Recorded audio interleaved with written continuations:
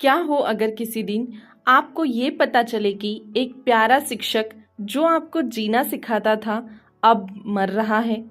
क्या आप उसके आखिरी दिनों में उससे मिलने जाएंगे? क्या आप हर मंगलवार उसकी क्लास अटेंड करेंगे? यही कहानी है मिच और मॉरी की। मिच एक व्यस्त जर्नलिस्ट है।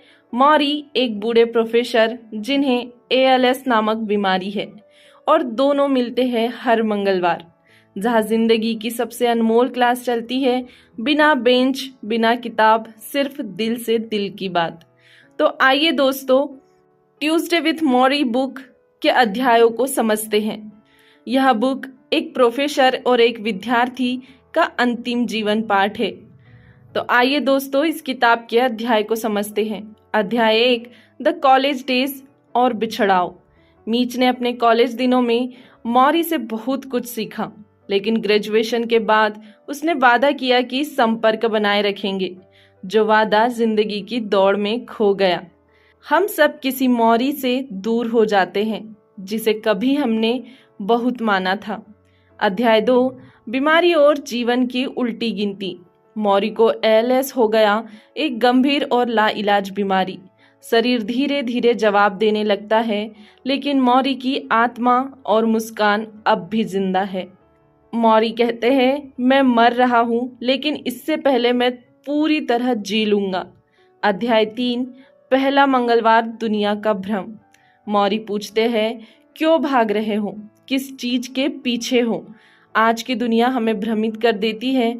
ज्यादा पैसा, नाम, स्टेटस, लेकिन ये सब रियल नहीं है। Don't buy into the culture. अपना सच खुद चुनो। अध्याय 4, दूसरा मंगलवार, खुद को जानो।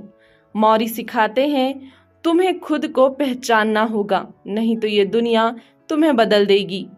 दोस्तों, क्या आपने कभी रुककर खुद से पूछा है, मैं कौन हूँ और मुझे क्या चाहिए? अध्याय 5, तीसरा मंगलवार, पछतावा। मॉरी के शब्द, जिन चीजों को तुम टालते हो वो अंत में पछतावे का रूप ले लेती है।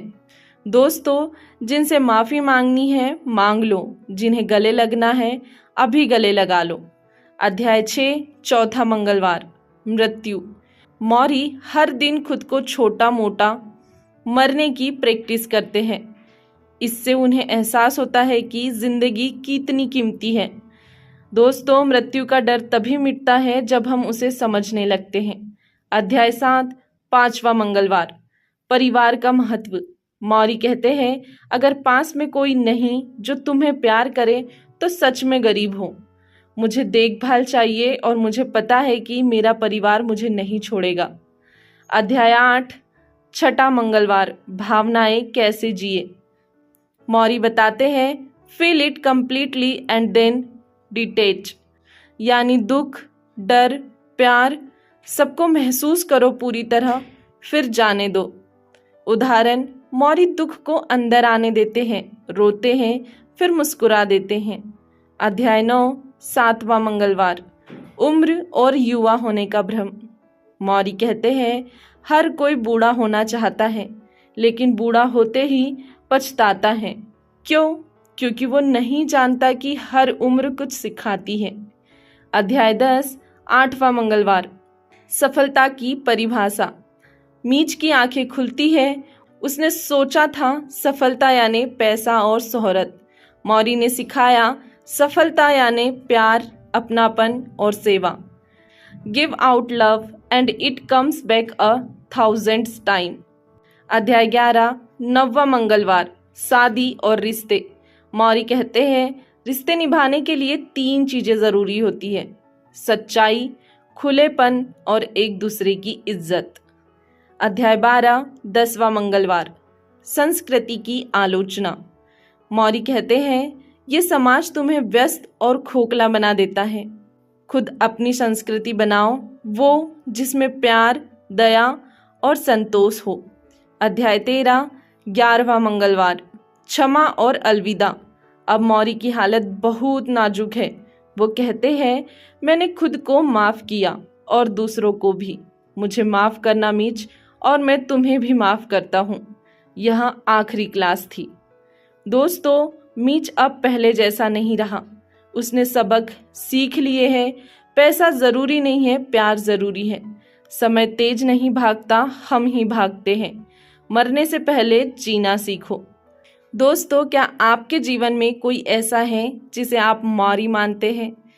क्या आप भी किसी मीच की तरह दौड़ रहे हैं जिसे रुकना चाहिए? क्या आप अब भी समय रहते अपने किसी रिश्ते को ठीक कर सकते हैं? दोस्तों, यह ऑडियो बुक समरी आपको कैसी लगी यह कमेंट बॉक्स में ज़रूर बताइए। और यदि वीडियो पसंद आई है तो वीडियो को लाइक कर दीजिए और हमारे चैनल को सब्सक्राइब कर लीजिए ताकि ऐसे ही वैल्यूबल वीडियोस आप तक पहुंचते रहें। यदि आप चाहें तो इस वीडियो को अपने दोस्तों तक शेयर कर सकते हैं, क्योंकि जब हम दूसरों की मदद करते हैं तो ये नेचर हमारी मदद करता है। बाकी हम मिलेंगे इसी तरह एक अगले वैल्यूबल वीडियो के साथ। तब तक के लिए धन्यवाद।